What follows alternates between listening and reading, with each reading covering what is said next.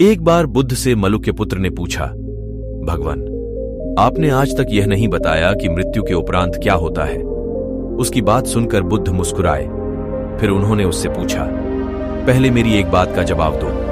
अगर कोई व्यक्ति कहीं जा रहा हो और अचानक कहीं से आकर उसके शरीर में एक विषबुझा बाण घुस जाए तो उसे क्या करना चाहिए?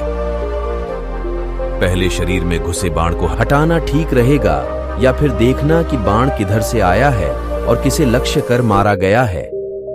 मलुक्य पुत्र ने कहा, पहले तो शरीर में घुस से बाण को तुरंत निकालना चाहिए, अन्यथा विष पूरे शरीर में फैल जाएगा।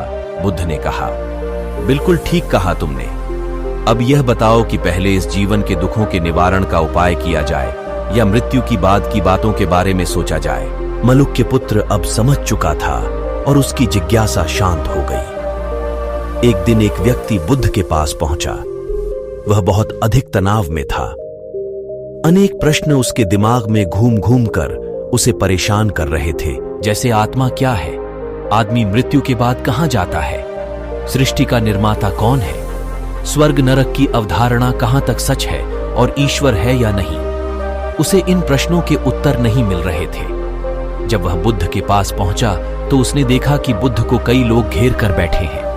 बुद्ध उन सभी के प्रश्नों व जिज्ञासाओं का समाधान अत्यंत सहज भाव से कर रहे हैं। काफी देर तक यह क्रम चलता रहा, किंतु बुद्ध धैर्यपूर्वक हर एक को संतुष्ट करते रहे। बेचारा व्यक्ति वहां का हाल देखकर परेशान हो गया। उसने सोचा कि इन्हें दुनियादारी के मामलों में पड़ने से क्या लाभ, अपना भगवत भजन करें और बुनियादी समस्याओं से ग्रस्त इन लोगों को भगाए। किंतु बुद्ध का व्यवहार देखकर तो ऐसा लग रहा था मानो इन लोगों का दुख उनका अपना दुख है। आखिर उस व्यक्ति ने पूछ ही लिया, महाराज, आपको इन सांसारिक बातों से क्या लेना देना? बुद्ध बोले, मैं ज्ञानी नहीं हूं और इंसान हूं। वैसे भी वह ज्ञान किस काम का जो इतना घमंडी और आत्मकेंद्रित हो कि अपने अतिरिक्त दूसरे की चिंता ही न कर सके। ऐसा ज्ञान तो अज्ञान से भी बुरा है। बुद्ध की बातें सुनकर व्यक्ति की उलझन दूर हो गई। उस दिन से उसकी सोच व आचरण दोनों बदल गए। कथा का सार ये है कि ज्ञान तभी सार्थक होता है जब वह लोक कल्याण में संलग्न हो। महात्मा बुद्ध एक गांव में ठहरे हुए थे। वे प्रतिदिन शाम को वहां पर सत्संग करते थे। भक्तों की भीड़ होती थी, क्योंकि उनके प्रवचनों से जीवन को सही दिशा बोध प्राप्त होता था। बुद्ध की वाणी में गजब का जादू था। उनके शब्द श्रोता के दिल में उतर जाते थे।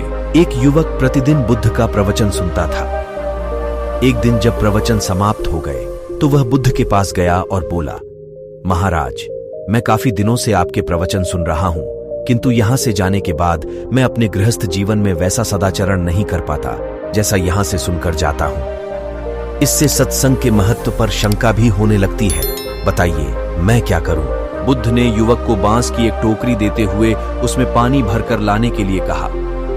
युवक टोकरी में जल भरने में असफल रहा।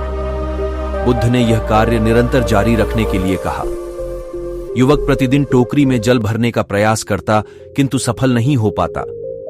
कुछ दिनों बाद बुद्ध ने उससे पूछा, इतने दिनों से टोकरी में लगातार जल डालने से क्या टोकरी में कोई फर्क नजर आया?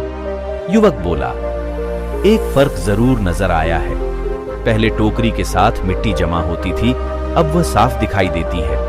कोई गंदगी नहीं दिखाई देती है और इसके छेद पहले जितने बड़े नहीं रह गए, वे बहुत छोटे हो गए हैं। तब बुद्ध ने उसे समझाया, यदि इसी तरह उसे पानी में निरंतर डालते रहोगे तो कुछ ही दिनों में ये छेद फूलकर बंद हो जाएंगे और टोकरी में पानी भर पाओगे। इसी प्रकार जो निरंतर सत्संग करते हैं उनका मन एक दिन अवश्य निर्मल हो जाता है। अवगुणों के छिद्र भरने लगते हैं और गुणों का जल भरने लगता है। युवक ने बुद्ध से अपनी समस्या का समाधान पा लिया। निरंतर सत्संग से दुर्जन भी सज्जन हो जाते हैं, क्योंकि महापुरुषों की पवित्र वाणी उनके मानसिक विकारों को दूर कर उनमें सद्विचारों का आलोक प्रसारित कर देती है। दोस्तों, मुझे उम्मीद है इस वीडियो से आपको कुछ सीखने को मिला होगा। धन्यवाद।